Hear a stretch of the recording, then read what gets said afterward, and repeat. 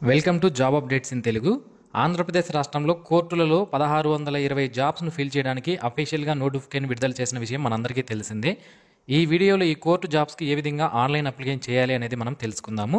So ఇందులో court జాబ్స్కి సంబంధించి 10 రకాల నోటిఫికేషన్స్ అనేవి రిలీజ్ చేశారు. Stenographer, junior assistant, typist, field assistant, examiner, copyist, record assistant, process server, driver మరియు ఆఫీస్ సబార్డినేట్ అనే జాబ్స్కి ఈ విధంగా 10 నోటిఫికేషన్లు అనేవి ఇచ్చారు. చాలామందికి ఉన్నటువంటి డౌట్ ఏంటి అంటే ఈ 10 రకాల పోస్టులకి సపరేట్గా అప్లై చేసుకోవాలా, లేదా అన్ని పోస్టులకి ఒకేసారి అప్లై చేసుకోవచ్చా, ఫీజు ఒకసారి పే చేస్తే సరిపోతుందా, ఒక్కొక్క పోస్ట్కే పే చేయాలా, లేదా ఎగ్జామినేషన్ అనేది ఒక పోస్ట్ అన్నిటికీ కామన్గా ఉంటుందా, లేదా సపరేట్గా ఉంటుంది. ఇలా చాలా డౌట్స్ అనేవి చాలామందికి ఉన్నాయి. ఈ వీడియోలో వాటికి సంబంధించిన మీ డౌట్స్ అన్నీ కూడా క్లారిఫై అయిపోవడం జరుగుతుంది. వీడియో అయితే చివరి వరకు చూడండి. ఫస్ట్ పాయింట్ ఏంటి అంటే మనము ఆన్లైన్లో డైరెక్ట్గా అప్లై చేసుకోవడానికి అవకాశం లేదు. First one time profile registration OTPR అనేది చేసుకోవాలన్నమాట. ఒక్కసారి రిజిస్ట్రేషన్ చేసుకుంటే ఒకసారి రిజిస్ట్రేషన్ చేసుకుంటే ఇక్కడ ఇచ్చిన 10 రకాల పోస్టులకి కూడా మీకు ఎలిజిబిలిటీ ఉండనివ్వండి. అయితే ఆ పోస్టులన్నిటికీ కూడా ఒక రిజిస్ట్రేషన్ నెంబర్తోనే మనం అప్లై చేసుకోవచ్చు అన్నమాట. Okay, so first one time profile registration చేసుకున్న తర్వాత లాగిన్ అయ్యి మళ్ళీ మనం అప్లికేషన్ చేయాల్సి ఉంటుంది. అయితే first one time profile registration అనేది ఏ విధంగా చేయాలి అనే దానిపైన ఇప్పుడు నేను మీకు తెలియజేస్తాను. అయితే మొదటగా ఎగ్జామినేషన్ సంబంధించి ఏ పోస్టులకి కామన్గా ఎగ్జామినేషన్ కండక్ట్ చేస్తారు అనేది మనం ఇక్కడ చూడండి. ఫస్ట్ చూసుకున్నట్టయితే stenographer grade 3, junior assistant, typist మరియు ఫీల్డ్ అసిస్టెంట్, ఈ 4 రకాల పోస్టులకి ఒక ఎగ్జామినేషన్ అనేది కండక్ట్ చేయడం జరుగుతుంది. అలాగే ఎగ్జామినరు, కాపీయిస్టు, రికార్డ్ అసిస్టెంటు, ఈ పోస్టులకి మూడింటికి కలిపి ఒక ఎగ్జామినేషన్ కండక్ట్ చేస్తారు. Next office subordinate, process server, driver, ఈ పోస్టులకి ఒక ఎగ్జామినేషన్ అనేది కండక్ట్ చేయడం జరుగుతుంది అనమాట. సో పైన తెలిపిన పోస్టులన్నిటికీ కూడా డిగ్రీ క్వాలిఫికేషన్ ఉండాలి, వీటికి ఇంటర్మీడియట్ ఉండాలి, వీటికి 10th క్లాస్ క్వాలిఫికేషన్ మరియు 7th క్లాస్ కాబట్టి ఈ విధంగా క్వాలిఫికేషన్ బట్టి కామన్ ఎగ్జామినేషన్ అనేది మనకి కండక్ట్ చేస్తున్నారు అనమాట. ఓకే, ఇది మీరు గమనించాలి. ఫర్ ఎగ్జాంపుల్ మీకు అన్ని పోస్టులకి ఎలిజిబిలిటీ ఉంటుంది అనుకుంటే మీరు 3 ఎగ్జామినేషన్స్ రాస్తే సరిపోతుంది అనమాట. ఈ విధంగా మనం చూసుకోవాలి. ఓకే, ఇప్పుడు ఈ జాబ్స్కి ఏ విధంగా రిజిస్ట్రేషన్ చేసుకోవాలంటే ఫస్ట్ చూడండి, ఇక్కడ name as in 7th are equivalent certificate, మనకి 10th క్లాస్లో కానీ 7th క్లాస్లో కానీ సర్టిఫికేట్లో ఏ విధంగా అయితే మన పేరు ఉందో అది ఇక్కడ ఎంటర్ చేయండి. ఎంటర్ చేసేటప్పుడు తప్పనిసరిగా మీ సర్టిఫికేట్లో ఉన్నటువంటి పేరుని మాత్రమే ఇక్కడ మీరు ఎంటర్ చేయాలి. నెక్స్ట్ నేమ్ ఆఫ్ ఫాదర్ లేదా మదర్ లేదా గార్డియన్, మీ ఫాదర్ నేమ్ కానీ లేదా మదర్ నేమ్ కానీ లేదా గార్డియన్ నేమ్ కానీ మీరు ఇక్కడ ఎంటర్ చేయాల్సి ఉంటుంది. రిలేషన్షిప్ ఏంటి ఇక్కడ ఎంటర్ చేశారు కదా, వారి యొక్క రిలేషన్షిప్ ఏంటి, మీకు ఫాదర్ అవుతారా, మదర్ అవుతారా, గార్డియన్ అవుతారా అనేది మీరు ఇక్కడ సెలెక్ట్ చేసుకోవాలి. నెక్స్ట్ డేట్ ఆఫ్ బర్త్ అనేది ఇక్కడ సెలెక్ట్ చేసుకోవాల్సి ఉంటుందన్నమాట. తప్పనిసరిగా మన డేట్ ఆఫ్ బర్త్ అనేది మన సర్టిఫికేట్లో ఉన్నటువంటి డేట్ ఆఫ్ బర్త్ని ఎంటర్ చేయాలి. ఓకే, ఇక్కడ మనకి డిస్ప్లే అవుతుంది మన ఏజ్ ఎంత అనేది 1/7/2025 నాటికి మనం ఇక్కడ డేట్ ఆఫ్ బర్త్ అనేది సెలెక్ట్ చేసుకుంటే. నెక్స్ట్ జెండర్, మేలా లేదా ఫిమేలా లేదా ట్రాన్స్జెండరా ఏంటి అనేది మీరు ఇక్కడ సెలెక్ట్ చేసుకోవాలి. నెక్స్ట్ మెరిటియల్ స్టేటస్, అంటే మీకు మ్యారేజ్ అయ్యిందా లేదా అనేది మీరు ఇక్కడ సెలెక్ట్ చేసుకోవాల్సి ఉంటుందన్నమాట. మ్యారీడ్ అయితే మ్యారీడ్, అన్మ్యారీడ్ అయితే అన్మ్యారీడ్, ఒకవేళ డైవర్స్ అంటే డైవర్స్ అని సెలెక్ట్ చేసుకోవాలి. చూస్ కేటగిరీ, మన యొక్క కేటగిరీ ఏంటి అనేది మనం ఇక్కడ సెలెక్ట్ చేసుకోవాల్సి ఉంటుంది. కేటగిరీ అంటే క్యాస్ట్. ఇక్కడ కేటగిరీ సెలెక్ట్ చేసుకునేటప్పుడు చాలామందికి వస్తున్నటువంటి డౌట్ ఏంటి అంటే అందులోనూ ఎస్సీ కేటగిరీ వాళ్ళకి ఎక్కువ డౌట్ వస్తుంది. ఇక్కడ చూడండి, SC group 1, SC group 2, SC group 3 అని ఈ విధంగా ఇచ్చారు. ఇది ఏంటి అంటే మనకి మళ్ళీ సబ్ క్యాస్ట్లు ఉంటాయి ఎస్సీలో. కొత్తగా ఎస్సీ వర్గీకరణ అని ఒకటి జరగడం జరిగింది కదా, సో దాని వలన ఈ 3 గ్రూపులుగా ఎస్సీ కేటగిరీ వాళ్ళని డివైడ్ చేశారు.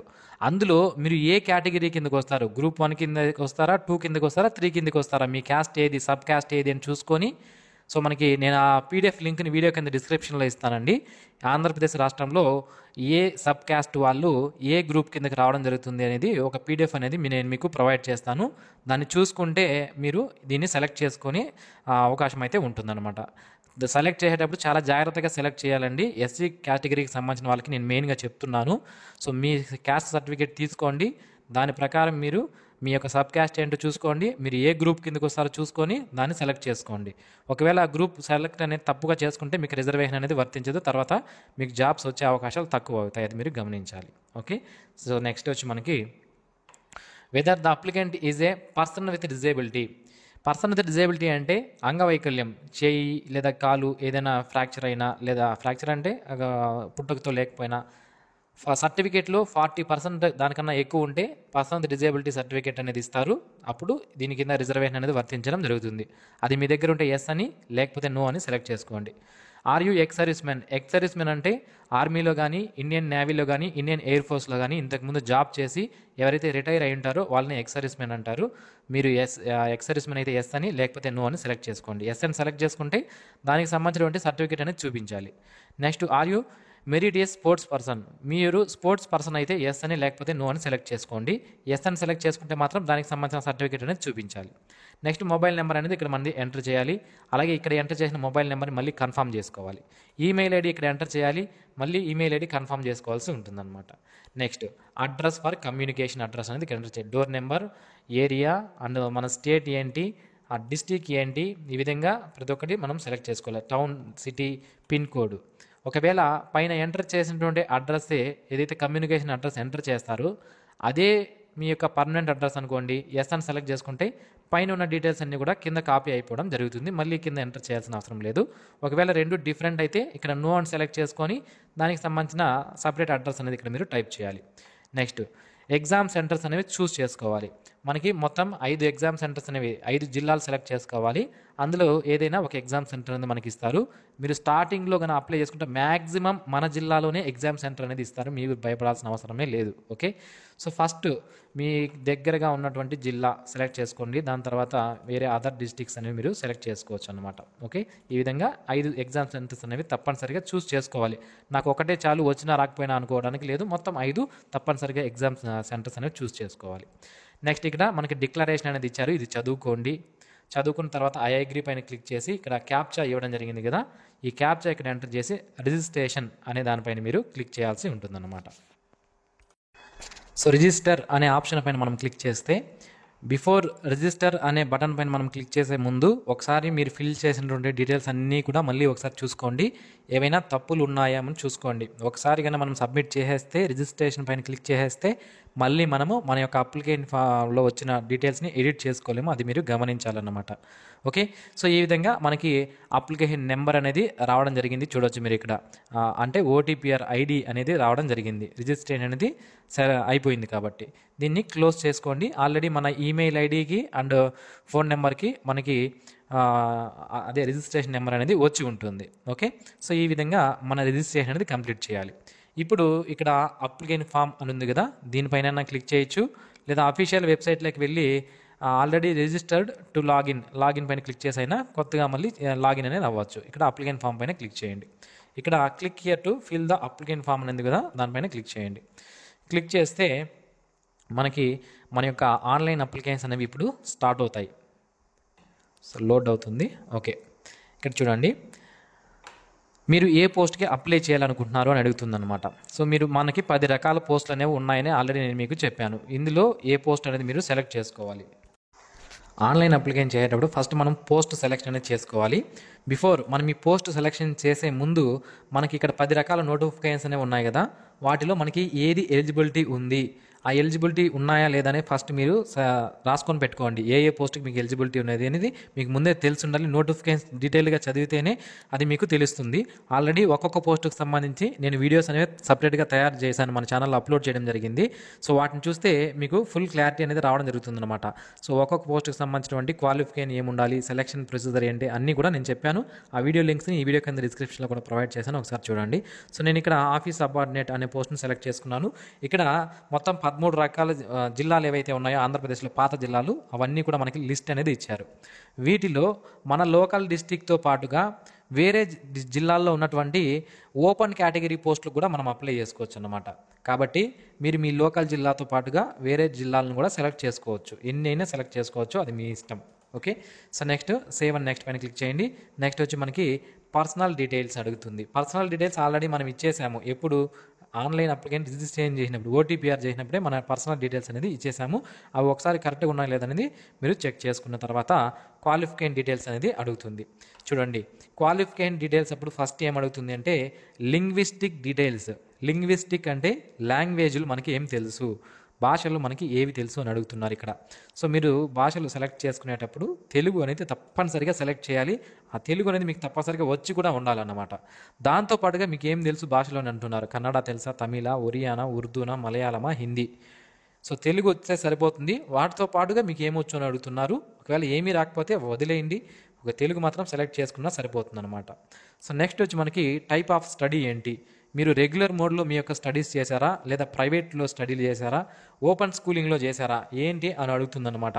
సో రెగ్యులర్ మోడా, ప్రైవేట్ మోడా, ఓపెన్ స్కూలింగా ఏదో సెలెక్ట్ చేసుకోండి. అది మీ స్టడీస్ ఏది అనేది మీకే తెలుస్తుంది. నెక్స్ట్ చూడండి, ఫస్ట్ క్లాస్ నుంచి 9th క్లాస్ వరకు స్టడీ టైప్ అనేది అడుగుతుందన్నమాట. ఫస్ట్ క్లాస్ రెగ్యులర్ మోడ్, మీరు రెగ్యులర్ మోడ్లో చదివింటే సరిపోతుంది. వీటన్నిటికీ కూడా ఈ విధంగా సెలెక్ట్ చేసుకోవచ్చు. ఓకే. సో నెక్స్ట్ ఏ డిస్టిక్లో స్కూల్ ఉంది, ఆ స్కూల్ పేరేంటి, ఇయర్ ఆఫ్ పాస్ ఎప్పుడు, ఏ ఇయర్లో మీరు ఫస్ట్ క్లాస్ అనేది పాస్ అయ్యారు. ఈ విధంగా మనకి మొత్తం ఫస్ట్ క్లాస్ నుంచి 9th క్లాస్ వరకు సెలెక్ట్ చేసుకోవాలన్నమాట. సో ప్రతి సంవత్సరం కూడా మనం సెలెక్ట్ చేసుకోవాలి ఫస్ట్ క్లాస్ నుంచి 9th క్లాస్ వరకు. నెక్స్ట్ 10th క్లాస్ డీటెయిల్స్ అనేది ఇక్కడ ఎంటర్ చేయాలి. Have you studied 10th class అంటున్నారు. మీరు 10th చదివింటే ఎస్ అని, లేకపోతే నో అని సెలెక్ట్ చేసుకోండి. 10th ఎందుకంటే నేను ఇక్కడ పైన ఆఫీస్ సబార్డినేట్ అనే పోస్ట్ సెలెక్ట్ చేశాను కాబట్టి 7th క్లాస్ క్వాలిఫికేషన్ ఉన్నా సరిపోతుంది దానికి.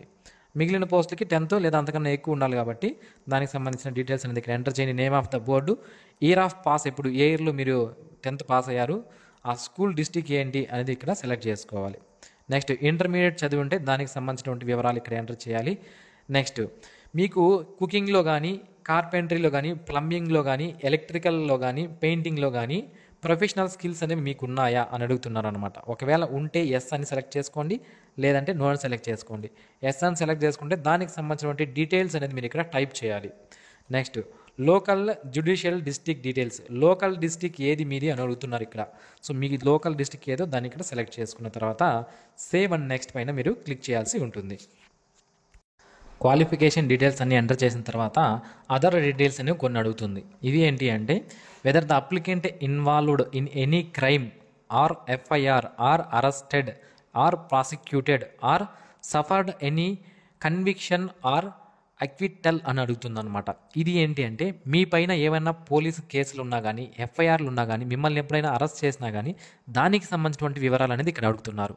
సో ఏమన్నా ఉంటే ఎస్ అని సెలెక్ట్ చేసుకొని దానికి సంబంధించిన డీటెయిల్స్ అనేది మీరు ఇక్కడ టైప్ చేయాలి. మీ పైన ఎటువంటి కేసులు లేకపోతే నో అని సెలెక్ట్ చేసుకుంటే సరిపోతుంది. Next weather the applicant involved in any vigilance enquiry లేదా డీబార్డ్ ఆర్ డిస్క్వాలిఫైడ్. సో ఇక్కడ ఎప్పుడైనా మీరు విజిలెన్స్లో ఫర్ ఎగ్జాంపుల్ జాబ్ చేస్తుంటే విజిలెన్స్ అధికారులకు దొరికిపోవడం కానీ, లేదా ఎగ్జామినేషన్ ఏదైనా రాస్తూ డీబార్ ఏపీ డిస్క్వాలిఫై అయిపోవడం కానీ ఇలాంటివి ఏమన్నా చేశారా అని అడుగుతుంది.